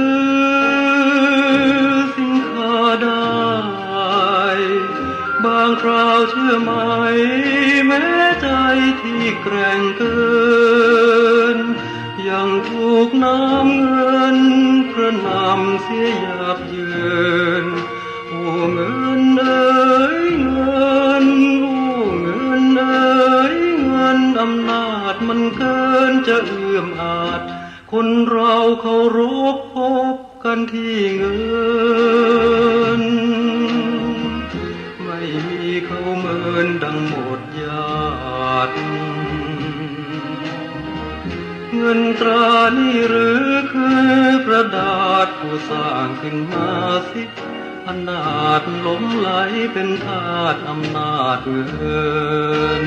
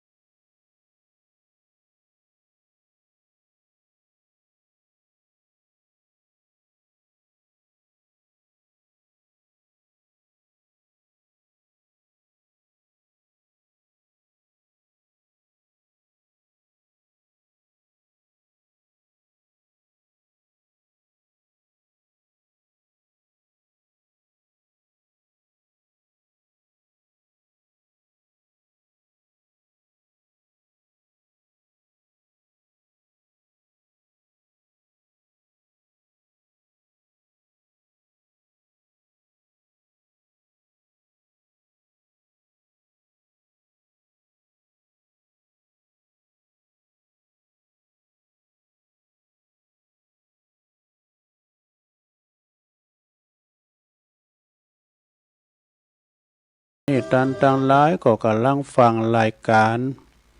สารธรรมยามแลงยามบ่ายดำเนินรายการโดยตัวลุงยองก็มานางอู่นางจ๋ากับปอกศรัทธาญาติโยมเนาะ ขณะนี้ก็เป็นเวลาอยู่บ่าย4:16.11ก็คือหมายความว่า16:11 4:00 เนาะกับ11 นาทีแล้วศรัทธาบริหารเวลามาเด็ดชั่วโมงปลายแล้วเนาะมานางอู่นางจ๋ากับปออกไม่ออกศรัทธาเนาะเอาหันหน่อยนิดหน่อยเอาทำมาเตดพองเอาหันหน่อยนิดหน่อยมาว่ากันเนาะเราสู่จู้กันฟังเด้อตอนบ่ายอย่างอีคุณฟังก็ถึงบ่ป้อหลายเปิ้นไปเยการกันทำงานสอบเบหาเงินกันแน่นอนศรัทธาญาติโยมทั้งหลายก็เหลือกับคุณเฒ่าคุณแก่เนาะฟังกันอยู่ตั้งบ้านตั้งจองเฝ้าหอเฝ้าเฮินไปเน้อศรัทธาเนี่ยเฝ้าหอเฝ้าเฮินกันไปโธ่เจ้าฝนตกเดี๋ยวนี้ยั่งแล้วเฮ้ยยั่งแล้วเจ้านี่เอาแต่เด้อลุมมาโหนกำก่อนนี่ก่อนที่ฝนจะตกลุมมาให้หน่อยเด้อก็เดี๋ยวฝนมาเลยบะมันเอาบะมื้นเฮ้ยก็มองปอจุ่มมองปอพอดีอยู่เหมือนกันแต่มันเอามื้นเนาะมาตกมันก็น้ำมันโถมแล้วเมาะสะดาก็เลยเปิดเพลงน้ำโถมมาฟังอุทกภัยเกี่ยวกับภัยน้ำเนาะน้ำมันมาสำเตอก็ติมเก้ยโถมมาก็โถมหลายตีหลายแห่งนอกที่มันโถมกันมานี่นะสะทาไก่ห่วยไก่ดอยก็ดินสไลด์อย่างแม่แจ่มแม่เนาะก็ต้องขอแสดงความเสียใจด้วยเน้อที่เปิ้นถูกอุทกภัยเรื่องน้ำโถมน้ำนองดินสไลด์ก็นะแสดงความปิ้นโหงปิ้นใยด้วยเน้อให้กำลังใจเนาะเอาละมาปะกันในชั่วโมงที่2เอานี่มาว่าแต้มกำหนึ่งเกินเอาหยังตุเลิงลูกเลิงหลานเนี่ยเด้อลูกหาประเภทดูลูกลากแลกลอกเลิกดูมีหาอย่างลูกแลกลากเลิกก่อนที่มันในถ้ำมันก่อนที่มีหรอนะเอามาว่าแก่คัดไปให้หน่อยหนึ่งข้อหนึ่งในลูกในปิ้นลูกดีๆดูเจอฟังปอเจอฟังแม่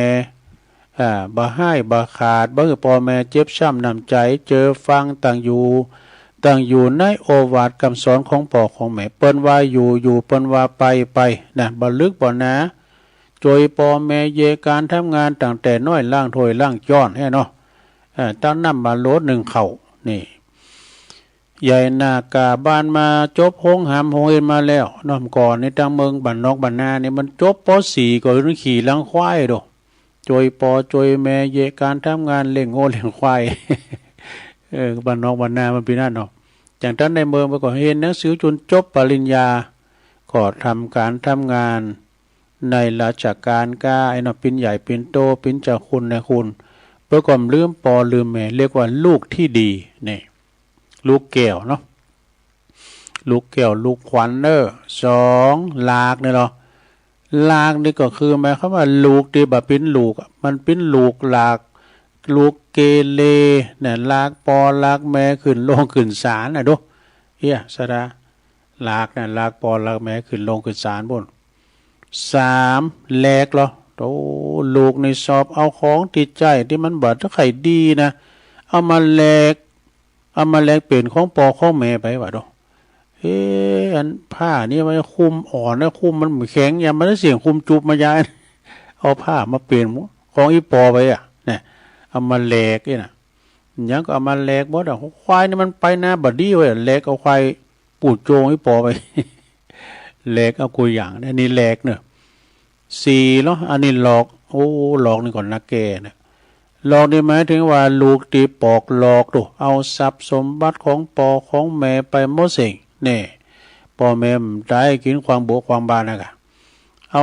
ทรัพย์สินเงินทองของพ่อของแม่ไปจนหมดทุกสิ่งอันนี้เป็นว่าลูกหลอกเอาทรัพย์สินบอกหลอกสุดท้ายเลิกเนอะโทษเลิกนี่มาครับว่าลูกที่เลิกประกาศตนเลิกจากการปิ้นลูกปิ้นปอปิ้นแม่กันต่อไปตั้งนี่ไปเนี่ยเผาผีกันไหนแนวอันนี้นี่อากตันอยู่แต่ มันอาศัยต้องแม่มาเกิดได้แล้วมันมีหูบุญหูกุล หมู่กุลปอกุลแม่ประกาศเลยว่าเลิกกันนี้เลิกเลยมาปิ้นปอมปิ้นแม่ปิ้นลูกกันแล้วนะต่างคุณต่างอยู่ไปเผาผีกันไหนนะโอ้อันนี้นักแก่เนี่ยเป็นคุณอากตัญญูบักเกิดยามมือหอดเปิ้นเล่งดูปูปาดหอยตีนเต่าจ้อนจะรับจะนอนก่อมปินรับปินนอนปินโหงลูกใหญ่หน้ากาบ้านนะมาแล้วก็สูงหำสูงเฮนนะจนได้ดิบได้ดีมาประกาศเลิกมันครบละ ปิ้นลูกปิ้นปอกันแล้วนี่ก็บดีเนอะสนะนี่ก็ไปทั้งแบบหนึ่งเนาะปอแม่ลูกเนี่ยมันมีความผูกพันกันดูกันปิ้นบุญแต่มาเกิดปิ้นปอปิ้นแม่ปิ้นลูกกันนะเป็นว่านะได้สร้างบุญทำบุญด้วยกันมาเนี่ยบางคนเยอะเกิดมาเป็นคุณตุกก่อนมันเพราะว่าบุญด้วยกันเนี่ยบุญทำกรรมรวมกันมาบางคนนี่เกิดเป็นเจ้าลูกเจ้าฟ้ามหากษัตริย์เป็นลูกเศรษฐีเนี่ยเมื่อก่อนแล้วแต่บุญเปิ้นสั่งสมกันมาเนาะบางของก็ไม่ได้เกิดมาเป็นคุณจักรรมเกิดมาเป็นสัตตาลิชานลูกเปิ้นมานเนาะปอเปิ้นไก่จะว่าชีวิตดับจิตไปจิตเข้าต้องลูกเนี่ยเป็นลูกของลูกทำกรรมก่อนนี่มันจิตเข้าต้องหรอกเปิ้นไปไกวเข่านี้นะว่าอันนี้ไผมาเกิดนี่นะเปิ้นจะบอกหมดปอเจ้านะไผมาเกิดด้วยนะเนาะฉะนั้นก็จะไปลืมลืมคุณปอคุณแม่นะไผจะลืมคุณปอลืมแม่คุณแม่นี่ดีเสียงทานเนาะลืมเนี่ยก็ลืมได้ไปลืมคุณปอคุณแม่แฮมบทหนึ่งแปลว่าโบราณว่าลักษณะของคุณที่มันแก่5อย่างเนาะแก่เฒ่า5อย่างนี่อย่างตุลุงเขาอ่ะเปิ้นว่าชอบของขมดม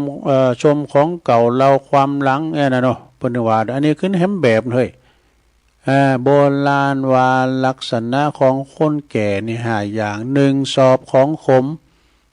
2ชมสาวสวยดู3ช่วยศาสนาเนี่ย4บ้าของเก่า5เล่าความหลัง มันก็ดึงแต่น้ำก่อนเนี่ยมันดึงกันป้ากันเนี่ยเล่าความหลังอ่ะเนาะตุลุงไอ้ป้าเจ้าหมูเก่าโอ้สมัยเขาเลี้ยงควายมันก่อนนะโอ้นะแสนดอกจิกแสนกอจิกดอกควายไปจูไปจับไว้หรอกการควายไปจูไปจับว่าขี้ขัดตอนมันนอนกันดอกควายนะอะไรนี้ตอนนั้นก็ไปก่อนชุมาเด้อ แล้วอ่อนก่อนเนาะบันนอกบันหน้าไปลักหะบุกหาน้องบันไปตามภาษาให้เราความหลังไอ้เนาะสดาเนาะคติของความโกรธเนี่ยสดาคติทำความกลัวเนี่ยโกรธมีอย่างพองเนี่ยเปิดมีโกรธมี6อย่างยานี่โกรธเจกว่าดูเจกนี่มันแปลงมาได้กรรมมกโซนกรรมอย่างนั้นเนี่ยมันพลยาตายหมดอ่ะเจกยามันโกรธเจกเล็กมันโกรธฝรั่งดูฝรั่งนี่มันแพงได้หมดนะบินเนี่ยบินเล็กได้มันยังบินได้ F16 เนี่ยเนาะบินโดยสารข้ามจักรเนี่ยฝรั่งมันโกเล็กเล็กมันโกฝรั่ง3สตังค์ในโกคนไทยนะคนไทยในจ่ายเงินดีนะเนาะคนไทยในจ่ายขึ้นเงินดีมีอย่างก็จ่ายกินหายใจเสี่งกันไปมีสตังค์เป็นเมื่อใดจ่ายไปโอ้มันมีแกวนด้วยของจ่ายอ่ะนี่ก็วางแผนสตังค์ไว้พองกันเนาะมีเงินมีข้ามก็เอาไปฝากไว้พองถ้าเฮามันเฒ่ามาถึงวันไหนแม่เอ้ยขอนมีเฮ็ดนะเว้ย เอาไปฝากไว้กันตายไว้พองกันเด้อนี่สตังค์กัวคนไทย4จังไล่โกผะนั่นน่ะโอ้ตีไหนเพิ่นว่าตีคืดตีจากาแต่คุดน้ำบ่อก่อกำแป้งก่อศาลาก็เอาตัวเจ้าไปสวดถอนนึกกันดูจะไปบุบศาลาป่าแฮวพอจะแป้งแถมใหม่ก็เอาตัวเจ้า8ตุนกันดูมอก4ตุนนี่มันแป้นะเอาไปกับตัวเจ้าไปก็ไปสวดถอนสุนาตุเมพันเตกันน่ะเสร็จสับเรียบร้อยถอนสัตว์ตรงออกมาเรียบร้อยยืนมุยยืนอันค้อนหือตุแล้วดูตัวเอาลุงมือเลยเอาให้หน่อยหายหน่อยตัวลุงก็มจ่ายคือก็เอาค้อนก็ใส่บ้า3คำเนาะปลอดภัยแล้วเว้ยเอาการนี้ลุงมือแล้วป่ะลุย เฮียแล้วนั้นมันดีได้หือตัวเขาก่อนนี่ซะได้เนาะ อย่างตุลุงวานะก็เวลาผีมันเอาเลืองเนี่ยตุเขาเนี่ยจำเลยตัวหนึ่งลุงมือก่อนผีมันเมาเลืองเลยจังไรโกพระเนาะถ้าจัดปัดเป่าโพยไพ่เสน่ห์จังไรหายสินมดลงเด้อหายหมดเอาพระขอนนำเด้อเนาะสระแล้วก็มานะโกมอนมานะนี่โกมอนมันเป็นหยังมอนนี่เป็นหยัง6 ข้อนี่โกไม่จริงเนี่ยจบซะละเอาให้ได้อีกกันเนาะอันนี้เนาะก็เดียวตุลุงจะเอาอันนี้มาวามกันเปิ่นกันเนี่ยขอแค่10อย่างเนี่ยมันไม่ยัง10เลิงเนี่ยนะก็ฟังกันไปเนาะสถาฟังกันไปอันนี้ก็จะมีทำอย่างนั่นเดี๋ยวนี้ปิ้นนั่นนี่เนาะสถาเนี่ยปิ้นโตจุยก็ลองฟังบ่เนาะอันปิ้นจะได้เปิ่นเดียวกันนะขอเพียง10เลิงนะบ่เฮ้ยนะลองฟังบ่เนาะก็เปิ่นกันขอแค่10เลิงนี่ก็พอเนี่ยข้อที่1มีหยังนะเปิ้นว่าปิ้นเปิ่นกันนี่นะโลยจุนสำคัญเด้อโลยก็ดีจนก็ดีสำคัญแต่อย่าจนความมีน้ำใจก็แล้วกันนี่จะไปจนน้ำใจนะลงเนอะบางคนในคุณตุกเสียงเตี้ยแต่ว่าเปิ้นมีน้ำจิตน้ำใจเป็นเรียกว่ารวยน้ำใจนี่เศรษฐีน้ำใจข้อที่2ลงเปิ้นกันในอูนักอูน้อยสำคัญหยังเป็นหยังแต่อย่าอูตีเลิงหือไล่กับเปิ้นก็แล้วกันเนี่ยใส่ไล่เปิ้นนะกะนะข้อที่3เปิ้นกันนี่นะ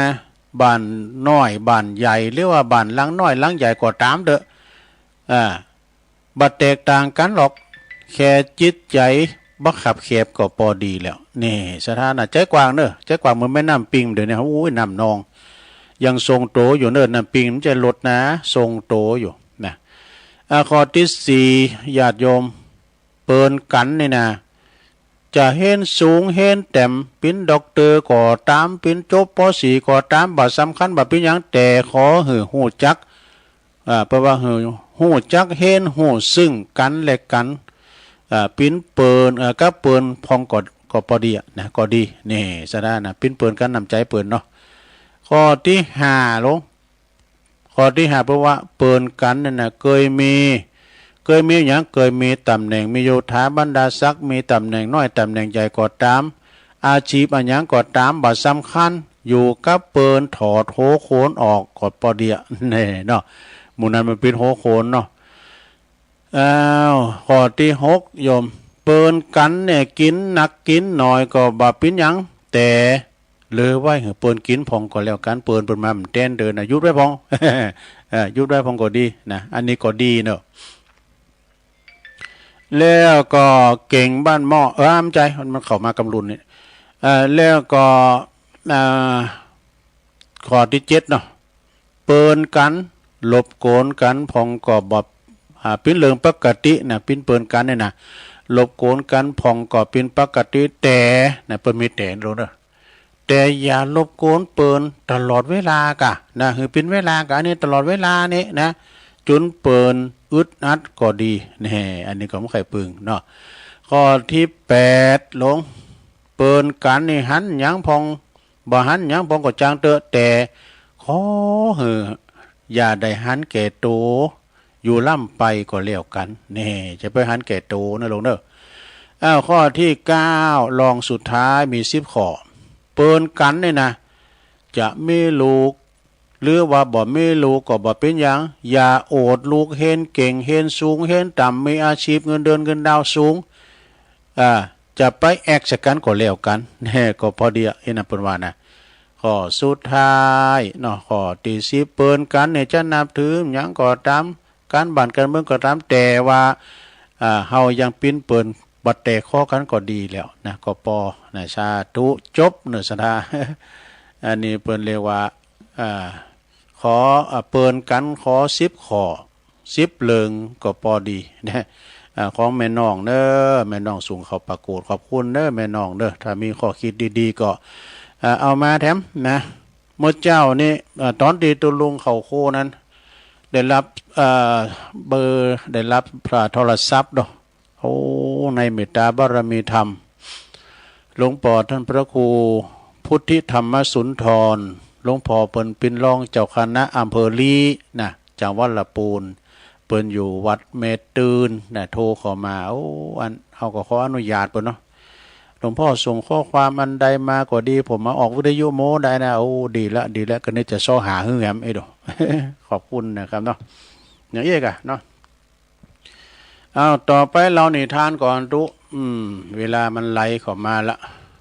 นิทานนี่ก็จะยาวพองจ้าเนาะรีบพอละนิทานมาในชาดกนะลงเนอนะเปิ้นก็ว่าเรื่องนี้โอ้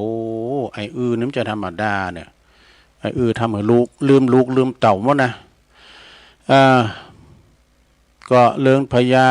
พระเจ้าปารณสีข่ากินลูกว่ะดูพี่จะได้ลองฟังป่ะ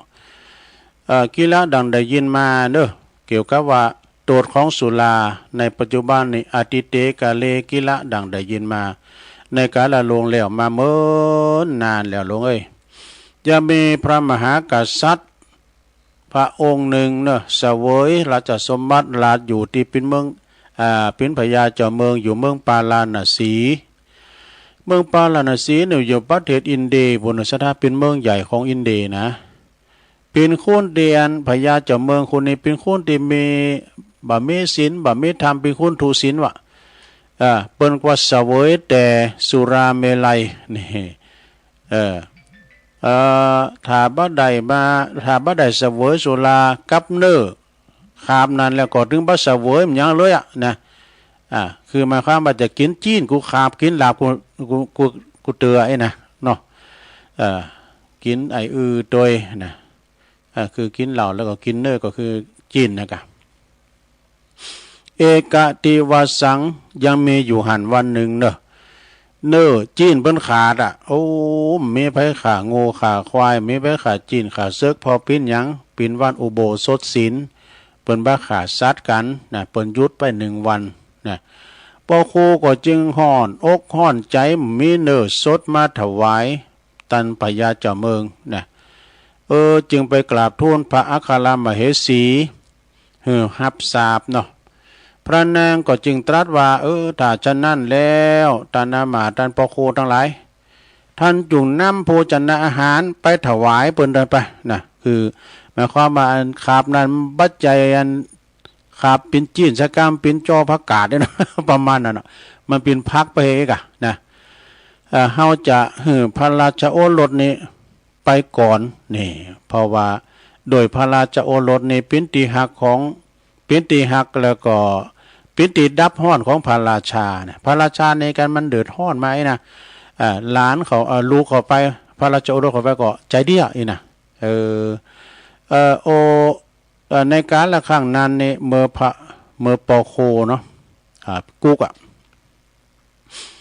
เมื่อปอโคจะนำโภชนะอาหารเข้าไปถวายเนาะครับนี่มีจีนมีเนื้อสักอย่างมีกระพักไอ้นะเนาะจึงพระราชาจึงพระราชโอรสเข้าไปก่อนวะนะเปิดดับห้อนให้กันเนาะซึ่งเปิ้นโดยความหักแล้วก็ดับห้อนของพระราชานะขณะนั้นพระราชากำลังทรงเมาพระสุราผมมีก้าเมาพระสุรากำลังทรงเมาสุราเนี่ยนั่นนะกำลังเมาสุราอยู่เมื่อหันพระราชโอรสตีปินตีหักดังแก้วตาดวงใจก็ยกมือไปวางไว้บนตักวะนะแล้วก็กล่าวชมเชยเป็นว่ากล่าวชมเชยหลามาเนี่ยหลาไอ้กันเนาะตอนนั้นหมูคิงเดิมเมาแล้วเนี่ยในขณะนั้นพระโคก็นำเอาโภชนะอาหารไปถวายตังติวสวาอธิวสาราชาพระมหากษัตริย์เมื่อหันกู้เข่านั้นมีคาบนั้นมีเนื้อสักถ้วยนะมีลาบมีแกงมีเนื้อในโภชนะนั้นก็จึงถามพระโคว่าวันนี้อันแกงกินแกงเสื้อยังมีกะเนาะมีเนื้อเนี่ยเปิดไปถามพระโคก็เลยกราบทูลว่าวันนี้เจ้าพ่อพญาปิ้นเจ้าวันนี้มันเป็นวันอุโบสถศีลเดินดับเดินปิงเนี่ยวันเปิ่มขาซัดกันอะไรอันเจ้าพ่อเจ้านะ พระราชาก็เลยว่าโอ้มีความเดือดร้อนใจเนาะมันได้กินขาบนั้นได้กินก็ตายก้าก็ขึ้นเดือดมางนว่ะนะทรงพระกิ้วเนาะทรงพระกิ้วทรงกลิ้วก็มีความโกรธเกลียดขึ้นมาไอ้กะพระราชาก็เลยยับพระราชบุตรว่ะนะฮักคอต่อหน้าอันปอโคเขาก็โยนหือปอโคว่าเอาท่านจงเอาเนื้อนี่ไปแกงมาให้เฮากินบ่เดี๋ยวนี้ไอ้ว่ะ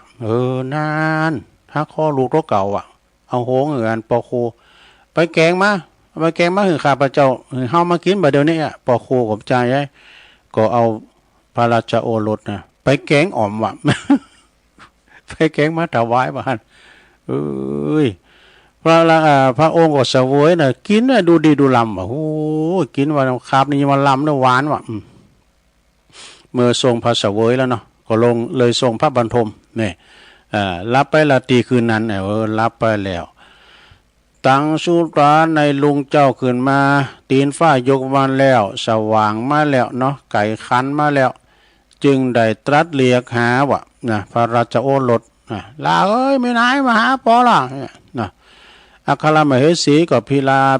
ลำไห่ลำลักมาเข้ามากะเจ้าปอพญาเจ้าพี่อันฮักคอราชบุตรของเขาตายไปแล้วกะ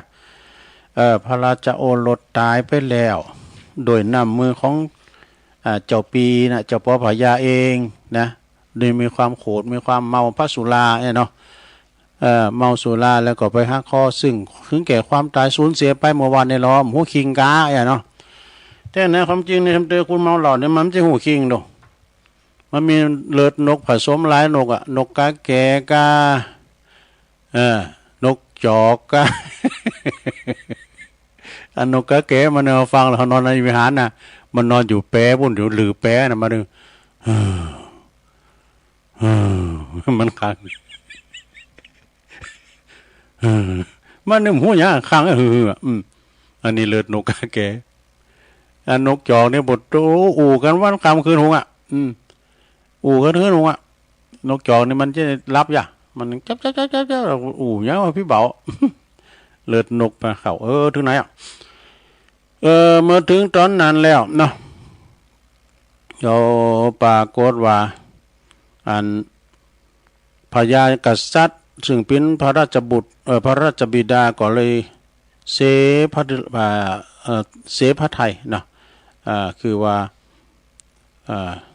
ลูกได้ตายไปแล้วโดยน้ำมือของโต๊ะเก่าจะเยจะฮื้อดีก็ทำเหือนทันได้ก็นกอุดไปทางอื่นนะถึงไหนแล้วเดียวกันเนอะดังนั้นก็ตัวของสุรานอกสดาจะเมาเดินไปทางอากาศแล้วก็รับโยนอันนี้คุณละเริงเลยนะนักเลงสุราเนี่ยมันจะปอพยาพี่ก็คนละตีก็เนี่ยแล้วก็พันนางพระมเหสีก็มาบอกว่าเจ้าพ่อพญาได้ฮักคอลูกเขาตายไปแล้วจากนั้นปรากฏว่าอันพญาก็มีความโศกตุกเสียใจพิไรลำพันธ์ต่างหันมาเพื่อก็เลยสละยั่งเนาะยุดยั่งในการดื่มสุราตั้งแต่หันมาเป็นต้นมานะอันนี้เปิ้นเอามายิบยกมาเพื่อว่าสุรานี่มีโทษอย่างหลายอย่างนะก็เลยจบลงไปเนอะศรัทธาญาติโยมทั้งหลายนะเป็นสุราเมลัยเลิงพญาเจ้าเมืองเป็นนักเลงสุรา ก็จบลงไปเนาะจำเรื่องนี้ก็คงได้แค่เนี่ยเนาะอันนี้มันก็ยาวเหมือนกันนะต้องว่าเปล่าเนาะมาได้ตึกไหนอันนี้นักเลงสุราเนอะซะได้เนอะยังมีคนคนต่างหลายเนี่ยมีปอกับลูก2คนส่วนปอนั้นมีจิตใจเป็นกุศลหืดตาลรักษาศีลเจริญเมตตาภาวนาอยู่เป็นนิจขั้นทำกิริยาตายไปก็ไปบังเกิดเป็นพระอินทร์โสปุตโตส่วนบุตรนั้นข้างนั้นเมื่อว่าบิดาทำลายขันตายจากไปแล้วก็เที่ยวคบหา เปิ้นที่กินสุราว่ะนั่นลูกก็เลยกินกับสุราครบเปิ้นครบฟุ้งกินแอวไอ้นะนานมานานซับโภกทรัพย์ทั้งหลายที่เคยมั่งมีนะก็หมดไปทุกวันนะครั้งนั้นพระอินทร์ผู้เป็นบิดาก็มีความเวทนาเนาะลูกเฮาเยว่าเป็นคุณไปอั้นไปแอวไปแหวงมีไปสั่งไปสอนก็จึงนำนะจึงนำเอาหม้อมาเห่อใบหนึ่งนะแล้วก็จึงตรัสสั่งว่าปอเป็นพินพระอินทร์เนาะเจ้าจงรักษาหม้อใบนี้ไว้ให้ดีเนอะเจ้าจงรักษาไว้ดีไปให้มันแตกนะหม้อใบนี้นะยังอยู่ตราบใดเจ้าก็บ่อยากจนเข็นใจตราบนั้นเนอะเนี่ยโอ้เป็นหม้อวิเศษจ้ะรักษาหม้อดีๆเนอะลูกเอ้ยนะแต่ลูกเปิ้นฮู้ว่าเปิ้นเป็นปอ เจ้าจงรักษาไว้นี่ถ้าว่าเจ้ามีอันนี้ในหม้อนี่นะเจ้าถึงบ่อยากไล่เข็นใจตราบนั้นเนอะพระอินทร์ว่าดังนั้นแล้วก็เลยกลับไปโสปุตโตส่วนว่าลูกชายนั้นข้างนั้นก็ได้หม้อแล้วเนาะก็ป้าเอาหม้อนั้นนะเที่ยวไปกินสุราไปว่ะการว่าจะตั้งมดจะตั้งก็เข้ามาในหม้อเองกันเนาะ หม้อวิเศษโลหม้อนี่มีความอับจนเนอะนะเปิ้นหือแล้วแต่มันเอาไปต่างดีนะกะเขาไปต่างอบายามุขความว่าหม้อนั้นนี่ได้สำเร็จสมความปรารถนานะคือปรารถนาเงินหรือว่าทองสิ่งใดสิ่งอันใดก็จะมาก็จะสำเร็จสมปรารถนาทั้งสิ้นใครได้เงินก็เงินมากองใครได้ทองก็ทองมาติ้มหมออีกกันเนาะเอกาทิวสังยามมีในวันหนึ่งนะบุรุษผู้นั้นก็ดื่มไปสุราเมาไม้มาเนาะเมาเข่ามาเดินเข่าต่างออกต่างแล้วก็โยนหมอนละลินขึ้นบนอากาศว่าฮับปุ๊บไอ้ว่าโอ้ฮอนี่เป็นโก้บ้อนได้แล้วเองโยนขึ้นมันเมาเหล้าด้วยโยนขึ้นแล้วก็ฮับปุ๊บไอ้ก็ได้ก็2 กำก็ฮับได้อยู่โยนข้างที่3กะฮับแต้นหมอตกลงลุดมือก็ลูกมาแตกไปมีเนี่ยหมอเข่าแตกไปแล้วตุบหมออันเข่าโต๊ะเก่านะเพิ่นว่านะตั้งแต่หันมานะนายคนนี้ก็เลยเป็นคนจนอนาถาต้องไปขอเจ้าบ้านเล่งชีพดูนี่อย่างนี้ไปอาศัยอยู่ใต้ทุนเลื่อนของเขาอยู่นี่นะปิ้นดังนี้เพราะว่าโตดการกินสุราเรื่องนี้พระศาสดาเปิ้นตัดเทศนาแก่อนาถปิณฑิกมหาเศรษฐีโดยพระคาถานะแล้วเปิ้นก็บอกว่าดูก่อนคฤหัสถ์บดีนักเลงสุราได้หม้ออันปิ้นเคืองสำเร็จความปรารถนาทั้งปวงแล้วถ้ารักษาไว้ได้นะก็จะได้เสวยสุขไปตลอดกาลนะบ้านนี้นักเลงรักษาบ่ได้ก็เลยบังเกิดเป็นคนอยากไล่เข็นใจโดยความประมาทสมเด็จพระบรมโลกนาถเปิ้นได้ตรัสเทศนาดังวิสัชนามาจนี้นะอันหนึ่งคนกินสุราบังเกิดเป็นคนอยากไล่เข็นใจโดยความประมาทสมเด็จพระบรมโลกนาถเปิ้นได้ตรัสเทศนาดังวิสัชนามาจนี้นะอันหนึ่งคนกินสุราเมลัยได้ชื่อว่าคุณเมาคือคุณหลงตีบ่ควรหลงหลงตีบ่ควรหลงไปจนสิ้นชีวิตนะเมื่อสัตว์ทั้งหลาย4 จำพวกเนี่ยคือมีนกกาเลียนเนี่ยคอยเดินคอยย่อคอยหย่องเบาๆยื้ออันมันว่าขั้นจะเดินนักก็กลัวแผ่นดินจะสุดว่ะ นกกาเลียนเนี่ยมันคอยย่อคอยหย่องมันกลัวแผ่นดินสุดว่ะเพราะว่าตัวมันนักมาหืนลำเลยเนาะก็จัดว่าเป็นความหลงอย่างหนึ่งนะความเข้าใจผิดไปอย่างหนึ่งใส่เดือนหรือว่าขี่เดินครั้นกินดินนะกินดินเป็นอาหารนะใส่เดินเนี่ยนะนักลำไปมันก็กลัวแผ่นดินจะหมดไปว่ะนะสิ้นไปค่อยๆกินเตือนหน่อยว่ะนะอันนี้ก็จัดว่าเป็นสัตว์ที่หลงอย่างหนึ่งนะแล้วนกต้อยตีวิตนี่นกต้อยตีวิตเนี่ยนะครั้นจะนอนขวำได้นอนหงายวะซะนะ สุมาเด้อเอาตีนจี้ฟ้าพุ่นนะนอนหงายคือโกนฟ้าถล่มมาทับมันตายตอนที่มันนอน ยกเท้าทั้งสองขึ้นตำบุญอากาศตำบุญเมืองฟ้าพุ่นนะแล้วก็จัดว่าเป็นสัตว์ที่หลงอย่างหนึ่งนะพวกพราหมณ์โกตระกูลของพราหมณ์จะหมดไปสิ้นไปจึงหาสามีภรรยาในตระกูลเดียวกันนะมาสมสู่กันเปิดว่าบ่เหือนแตกแยกกันบ่เหือนคุณวรรณะอื่นมาเอาไว้กันเนาะในบ่หือตระกูลอื่นเข้ามาปะปนนะก็ชัดว่าเป็นสัตว์ที่หลงอย่างหนึ่งนะว่าปินโตแห่งปัญจเวรทั้งห้านี่ปัญจเวรทั้งห้าโดยเฉพาะก็จุดที่ลงเพียงเท่าอีกจบซะนะจบลงไปนิทานพลัมพลาเนาะ มาในธรรมพองนะศรัทธาญาติโยมทั้งหลายก็เอามาเล่าสู่จูกันฟังเด้อบางทีมันก็มียาวตัวลุงก็เสริมเอาแหมเอาไปพงอันน่ะ มาเล่าสู่จูกันฟังมีธรรมบทหนึ่งซะนะมีธรรมบทหนึ่งอันนี้ก็เป็นคติธรรมเนอะ คติธรรมการดำเนินชีวิตดีๆนั้นควรมีปัญญากำกับนี่พึงมีศีลธรรมเป็นหลักฐานเนอะนะเปิ้นว่าพึงมีศีลธรรมเป็นบาทฐานนี่นะมนุษย์ดีๆบ่ควรขาดศีลห้าถ้าว่าจะพัฒนาจิตใจเลื่อนสู่ภูมิเทวดาฮู้จักการรักษาศีลห้านี่สถารักษาศีลห้าศีลแปดทุกวันพระเรียกว่าอุโบสถศีลรักษาศีลแปดนี่นะอุโบสถศีลเป็นตั้งดำเนินของบัณฑิตผู้ที่มีปัญญาหนักท่าน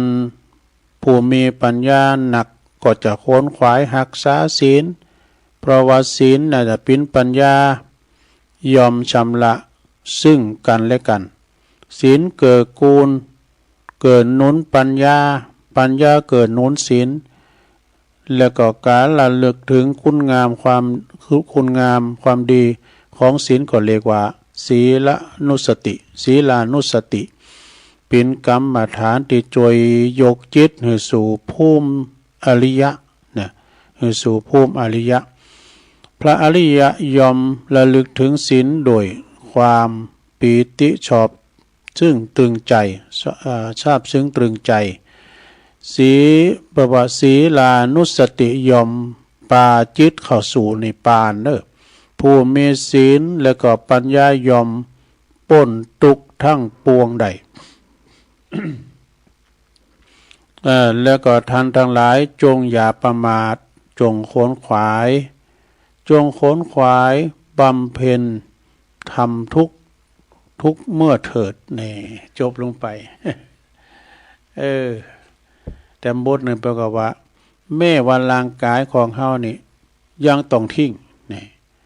ของเฮาก็ทิ้งไว้หมดเป็นสมบัติร่างกายของเฮานี่เอาตัวไปเติมได้ดินสูญดินน้ำสูญน้ำไฟสู่ไฟเพราะว่าคืนธรรมชาติแม้แต่ร่างกายของเฮานี่ยังต้องทอดทิ้งไว้ในเมืองมนุษย์สมบัติภายนอกเพราะว่าสมบัตินอกกายไผจะหิวหอบเข้าไปสู่เมืองผีนั้นบ่ได้ก็คือเฮามีเข้าของเงินคำสัมปติเข้าของเงินทองก็เอาตัวไปได้เนาะ ก็เอาไปตัวได้บัณฑิตทั้งหลายเนี่ยเปิ้นว่าบัณฑิตชอบบัณฑิตใช้สอยปัจจัยพอประมาณบ่ฟุ่งเฟ้อนะบัณฑิตนะส่วนที่เหลือนำไปเจือจานเกื้อกูลทำประโยชน์มวลชนคนอื่นเนี่ยกายนี่ก็จะบำรุงเลอต่อได้ก็ต้องเนาเข้าโลงแน่นอนแต่กันเนาะเพราะว่าท่านผู้มีปัญญาหันความบะเตียงแต่แน่นอนของชีวิตจงค้นขวายบริจาคทานรักษาศีลเจริญภาวนาอย่าปล่อย วันเวลาผ่านไปโดยเปล่าประโยชน์อย่าปล่อยให้โอกาสสร้างคุณงามความดีลอยผ่านหน้าเฮาไปผู้มีปัญญาก็จะเป็นสุขใจเมื่อสั่งสมบุญกุศลไว้บุญกุศลนี่แหละที่จะเป็นจิตวิญญาณที่จะนำพาเฮาไปได้วัตถุเข้าของต้องทิ้งทั้งสิ้นเนี่ยเอาไปเติมได้จงขวนขวายเร่งขวนขวายสร้างบุญสร้างกุศลชีวิตเป็นของบัดเต็งแต่แน่นอนแต่ความตายในเป็นของเต็งแต่แน่นอนชีวิตเป็นของบัดเต็งแต่แน่นอนความตายเป็นของเที่ยงแท้แน่นอนจบไปทั้งอย่างหนึ่งซะนะ นี่ก็คติธรรมมาในหนังสือทิศทั้ง11ทิศที่11ของอาจารย์ท่านพระครูสุเมธธรรมเสวีเอามาเล่าสู่จูกันฟังเน้อศรัทธาญาติโยมทั้งหลาย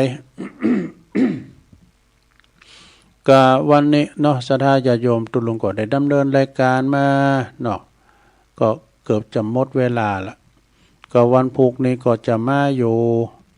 วันพุธนี้ก็ตอนเจ้าตี3เนาะจะสอน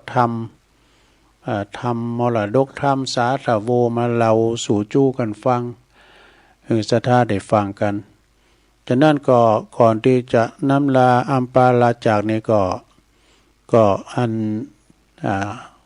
น้อมลำนึกไปถึงที่เปิ้นถูกดินสไลด์ตั้งแม่เจียมแล้วก็ที่ไหนตั้งใดก็ดีเปิ้นพ้นกระทบอุทกภัยจากน้ำที่มันโถมบ้านโถมจองเปิ้นก็ต้องขอแสดงความอินดูแล้วก็เสียใจที่เปิ้นได้ล่มหายใจจากไปอย่างเตียนปางอุ๋งไงกะปางอุ๋งไงกะ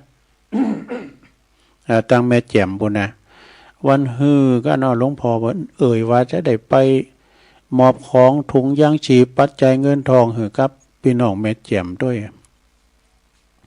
ก็ถึงคณะสงฆ์เนาะศรัทธาเปิ้นให้เปิ้นหอมก็แถมว่าในเปิ้นก็มีงานธรรมสัญจรบัจจัย